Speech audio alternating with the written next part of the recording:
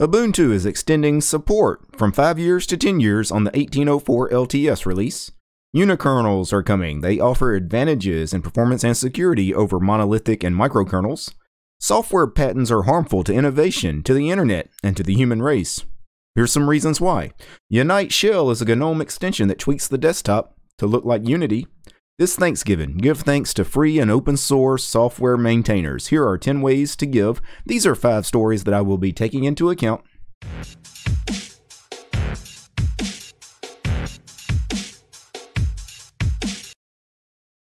Welcome to another edition of Taking Into Account. This is episode 17. This is a very special edition of Taking Into Account because this Thursday is Thanksgiving here in the U.S., a major holiday. Spent a lot of time with family and friends, got together with the family earlier today for lunch. I had a nice meal, ham, turkey, stuffing, mac and cheese, a lot of desserts. Just a great time. I've got stuff I've got to go do this evening. And of course, being a big holiday, normally I would have just taken this week off as far as doing a Taking Into Account episode. But you know what? I figured we could do something today. We're going to do a bit of an abbreviated Taking Into Account episode today. So I do have 5 topics that I'm just going to briefly mention today in this special Thanksgiving edition of Taking Into Account. The first story. Ubuntu. Ubuntu announced that they are extending support from 5 years to 10 years for the 1804 LTS. So this story over at It's False. Ubuntu 1804 will get 10-year support instead of the usual 5 years. So the long-term support releases that used to get 5-year support, that's now changing. 1804 will now be supported for a full 10 years. Other LTS releases might also get extended support. We're not sure on that. So we're talking about Kubuntu LTS, Xubuntu LTS, Lubuntu, Ubuntu Mate, all of those.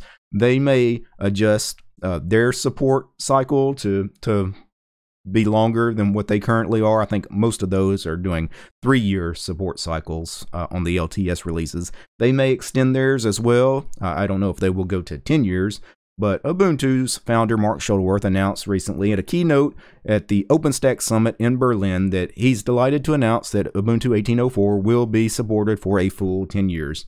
The big move for this was the Internet of Things. That is a kind of a buzzword that especially Shuttleworth and Canonical like to throw around, is the Internet of Things. What is the Internet of Things? That's all those small devices out there that are not really computers or phones, but they are these small devices that do connect to the Internet in some way. So, you know, you're thinking of, toys, remote control toys, especially cameras, TVs, refrigerators, smart, devices like microwaves, smart scales, weighing scales, electric bulbs in some cases.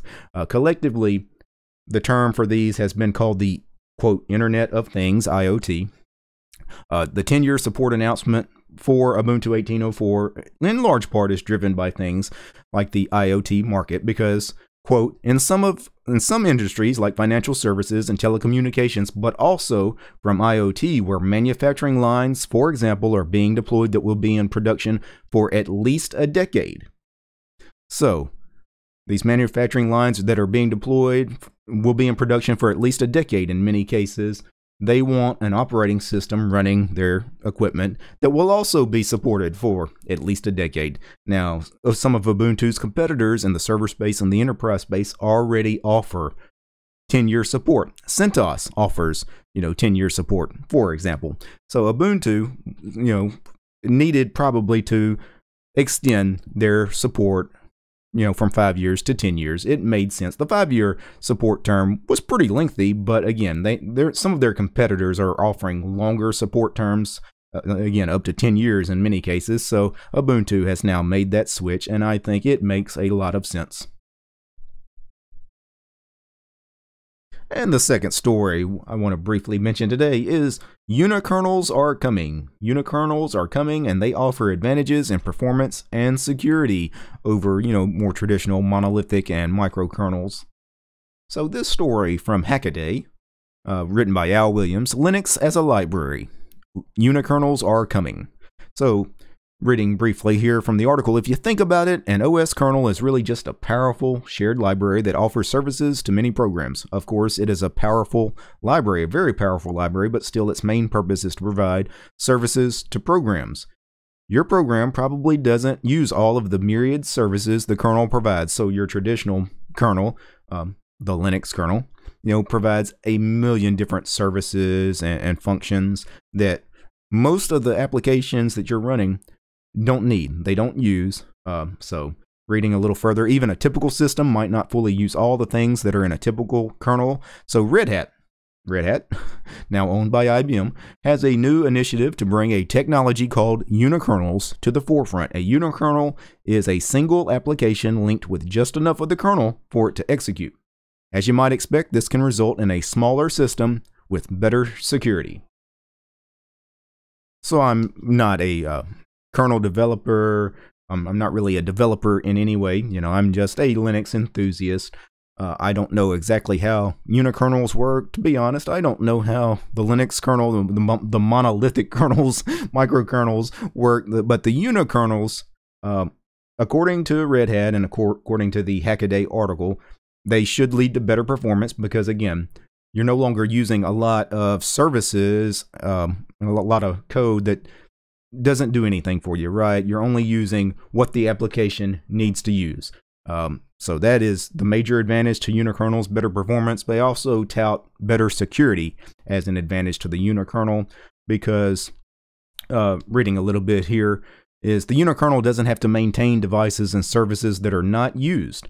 Also, the kernel and the application can run in the same privilege ring.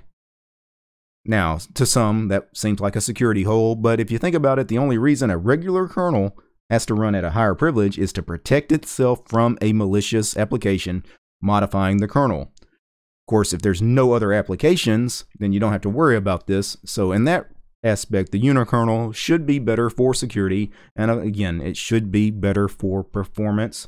I'm not sure exactly when we're going to see some of this stuff down the road, but if Red Hat is pushing it, I'm certain that we're going to see unikernels very soon. Of course, Red Hat, typically pushes, new technology, and very soon it's adopted by pretty much everyone. Of course, Red Hat, really pushes GNOME, for example, the development of the GNOME desktop environment. They push Wayland development. They pushed systemd. So unikernels are coming. And the third story on the docket tonight is software patents are harmful. They're harmful to innovation, to the internet, to the human race. I came across this article over at medium.com written by Jonathan Rosenberg, and I'm going to link to the article. I'm going to link to all the articles mentioned today in today's show in this description. Software patents considered harmful. So this is a rather lengthy article, but I'll give you some of the high points of it. You guys can go back and read it yourself. And if you're interested in how patents are harmful, especially to free and open source software and just software in general, I strongly recommend you guys take a look at it. Again, it's a rather lengthy article, but there's good stuff in here. Anyway, the author, Mr. Rosenberg, mentions software patents really have three characteristics which have resulted in their harmfulness. One, they are vague in terms of what is actually being invented.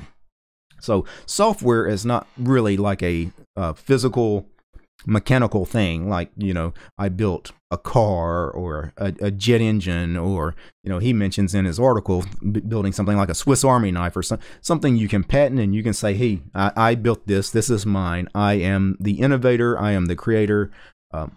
Software patents are usually very vague about what actually was invented. As a matter of fact, some of these software patents, there's not actual software out there being used that utilize the patents that some of these companies have. So that is part of the problem. The other part of the problem is they can be passed along and treated as property, these software patents. And they are passed along as property. They're often bought and sold and traded. So software patents are treated as property. Another characteristic which has resulted in their harmfulness is that you can sue for infringement without making the product to which the patent applies. Again, some of these patents, there's no product out there for them, but you can sue somebody over this patent, even though you've never built a product that used this patent. And he goes into great detail about all three of these characteristics, about them being vague, being treated as property. You don't have to make a product to sue. And of course, we talk about patent trolls. A patent troll refers to a company that doesn't actually make products at all, any product. The only thing it does is they buy and build up a large portfolio of patents. They acquire all these patents because the more patents you own, the more likely you can later sue somebody over the patents. It's all about just being able to sue people and getting essentially free money. Well, it's not free. I guess you had to pay for these patents, but you're suing people basically over patents, but you have never produced a product of any kind. Most of these are just law firms, right? They just acquire all these patents just to sue people. And I say law firms. Some of them are actually large companies, though. Microsoft is a huge patent troll. Apple often sues over patents. It's really standard practice with the big companies. This sort of thing is also why it was such a big deal when Microsoft joined the Open Innovation Network, the OIN, is because they can no longer be a patent troll, at least in regards to the other members of the OIN. The other members of the OIN, which include Linux companies like Red Hat and Canonical, for example. They can use all those Microsoft patents they want now, that, you know, especially the Linuxy stuff, without fear of Microsoft ever suing them, taking any kind of legal action against them, because every member of the OIN has agreed to share, you know, all their patents. So that is why this is such a big deal. Again, this is a very lengthy article, but I strongly recommend that any of you guys interested in why software patents are harmful, read Mr. Rosenberg's excellent article here. And the fourth story on the docket tonight, Unite Shell. What is Unite Shell? Unite Shell is a GNOME extension that tweaks the GNOME desktop to look like Unity. So over at GitHub, I came across this project, Unite Shell. Unite is a GNOME shell extension which makes a few layout tweaks to the top panel, removes some window decorations to make the GNOME shell look like Ubuntu's Unity shell. So what exactly does it do? Well, it adds window buttons to the top panel for the maximized effect. You can see this in the screenshot. When a application is maximized, now your window buttons also appear in the panel. I loved that feature about Unity. Full disclosure, I really liked the Unity desktop environment. It made a lot of sense. Unity got so many things right that so many other desktop environments kind of fail at, including GNOME Shell. And I really loved how when you maximized a window, which most of us, when we're working with an application, we're usually just working with one application, and we usually maximize it, right? This makes a lot of sense. Also makes sense that these buttons are on the left-hand side of the panel, because where is the menu? Your launcher. It is also in the left panel. Where is your forward and back buttons in a browser, assuming this was a browser full screen? They're also right here in the left corner. Everything is on the left, top left. Everything is right there. Hardly any mouse travel. Makes a lot of sense. And also the Unite shell adds functionality for shows current window title in the app menu for a maximized window. So now the title of the program also appears in the top panel. It removes title bars on maximized windows. It hides window controls on maximized windows with header bars. It moves the date to the right. So instead of having the date in the center of the panel, because we're now putting other stuff in the panel, we go ahead and move that to the right-hand side of the screen, which is really where it kind of makes sense to be anyway. They move the legacy tray icons to the top panel. It moves notifications to the right on the panel. It hides the activities button, and it adds a desktop name to the top panel. So this looks like a really, really neat GNOME shell extension. I can't wait actually to test this out. I'm not a fan of GNOME, so I don't have any GNOME distros on physical hardware to test out, but very soon, the next time I do a distro review and they offer a GNOME edition, of course I'm gonna, take a look at their standard GNOME edition, but it may also give me a chance to pull down the Unite Shell extension and try out Unite Shell, because quite frankly, just in the couple of screenshots they have, this looks very usable to somebody like me. And the fifth and final story on the docket tonight, again, this special Thanksgiving edition of Taking Into Account. This Thanksgiving, give thanks to free and open source software maintainers. Here are 10 ways you can give thanks to those maintainers. So this article comes from opensource.com. 10 ways to give thanks to open source and free software maintainers. Every day, I use high-quality software that is developed and maintained by people who do not ask for payment, who respect my freedoms, and who are generous with their time and energy. In this season of giving thanks, I encourage those of you who also use and appreciate the work of open source and free software maintainers to express your gratitude. Here are 10 ways to do that. And I will just quickly go over the 10 ways you can give thanks to those free and open source software developers. Send an email thanking the developers. Be specific. Tell them what you're using their software for and how it has benefited you. That is an often underutilized way to thank free and open source software developers, is simply tell them thanks. Very few people actually do that. Many people will gladly donate time and money, do bug reports and things of that nature. Very few people actually just take the time to say, hey, you know what? I love your application. It's, it makes my life easier, gets work done for me. I just want to give you a thank you. So big props. That definitely should be number one on the list. Thank those developers for creating those free and open source applications that you use and that you love. Number 2, use your favorite social media platform to spread the word. Yeah, if you love something like, in my case, I love things like GIMP, Kdenlive, Audacity, VLC. You know what? I spread the word, not on social media per se, because I don't spend a lot of time on social media, although YouTube is a social media platform, and I do spread the love for those applications on YouTube. But in real life, even just out and about, people ask me about Linux, how Linux compares to things like Windows. And I mentioned some of the great free and open source software that is available on Linux. Things like Firefox, for example. People often ask about web browsers so they can, get on things like Facebook. The Office Suite, of course, we always talk about LibreOffice, those sorts of things. But yes, use your social media platforms or whatever platform you have to speak to spread the word about free and open source software. Number 3, write a blog post. Those of you that have blogs, write a blog post about your favorite software. Number 4, if your favorite open source projects accepts donations, send money.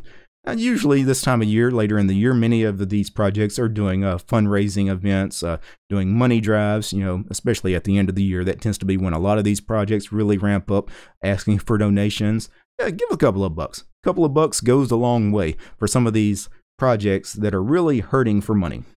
Number 5, if you are employed by a company that uses open source software, see if you can convince management to sponsor some of the projects. Great idea. Love that suggestion. Number 6, offer to match donations up to a set amount. It is amazing what social motivation can do. Good tip on that one. Giving time. Number 7, help review patches. Big help, right? Reviewing patches. Number 8, help triage bugs. This is something that a lot of free and open source projects really need help with, is triaging bugs. So people, file bug reports, but those bug reports, unless people are there to help triage these bugs and see, what bugs are no longer relevant, what bugs still need fixing, what bugs have been fixed, unless there are people willing to do some of that work, all those bug reports don't mean that much. So help triage bugs is a big one. And number 9, answer questions on IRC, mailing lists, Stack Overflow, support forums of any kind. Those people are real heroes because they help, people with problems, especially, those newer to Linux users, those trying to get Linux installed for the first time, for example. They come to, a web forum or Stack Exchange or IRC chat asking for questions. It is great that there are so many people out there willing to donate time to help people like that. There needs to be more people donating that kind of time. There's always a need for more of that. So number 10 is a bonus suggestion. If you are like me, you have at some point said harsh words to other people in the open source community. Commit to doing better. Communicate with kindness and openness. The best way to give thanks is to make the open source community a place where people feel comfortable communicating. Well said. So this is just a fantastic article on 10 ways each and every one of us can give thanks to open source and free software maintainers. And that was the 5th and final story on this edition of Taking Into Account, episode 17. This is a special Thanksgiving edition. I try to release a new episode of Taking Into Account every Thursday, although here the last couple of weeks I've been releasing these on Friday because of my hectic work schedule. My work schedule is kind of crazy this time of year and will be probably until after the new year. Now, other than the 5 main stories on the docket tonight, I usually like to end these Taking Into Account episodes with a question or comment from a viewer, oftentimes from those of you that follow me over on Mastodon, and that's where tonight's question comes from. So, I got this question from a follower over on Mastodon. Hey DT, I'm 16 years old right now and primarily use Linux. In about 6 months, I'll have to move out for college in an expected to be environment filled with Windows users. Can you give me some tips upon how you would have survived in such an environment being someone who only uses Linux? So, great question. This kid, he's 16 years old, he only uses Linux, only knows Linux, probably been using it, for a few years, doesn't know anything about Windows, about to go to college. He knows he's going to be surrounded by Windows and Windows users, maybe some Mac users as well. Probably Linux is not going to be anywhere to be found. How's he going to survive in that situation? Well, I would say this. If you're in a class that has to use Windows-only software, your professor expects you to use Windows or some kind of Windows-only software like Microsoft Office, I wouldn't fight that too much. For purposes of school and for purposes of work, you use what you have to use. You have to be pragmatic about this. That doesn't mean quit using Linux. I wouldn't quit using Linux. I would have Linux on all my machines, but you know what? There's nothing wrong with, if you have extra hard drives, having an extra drive with Windows on it so you can do what you need to do in Windows when you need to use it. Or what I would do personally, install Windows in a VM, in a virtual machine. So I would install Windows in something like VirtualBox, use Windows or whatever Windows software like Office in a VM when I need to use it. But then when I don't need to be in Windows, of course, I can go back to Linux and all my free and open source software that I know and love. I think that is a happy medium there, and that's personally what I would recommend. But I wouldn't fight this too much. Again, for purposes of school and for purposes of work, don't fight it too much. If your professors expect you to be using things like Microsoft Office, for example, you know what? Keep a VM of Windows around, have a copy of Office, and use what you have to use for school and work. Now, this show was made possible by Ansem, Carlos, Chris, David, Leor, Rob, and Tony. These guys, they are the producers of the show. They are my highest tiered patrons over on Patreon. The show is also brought to you by all these good ladies and gentlemen. You see all their names on the screen. These are my Patreon supporters. If you enjoyed this video, please consider supporting the channel. You will find me at DistroTube over on Patreon. Peace, guys.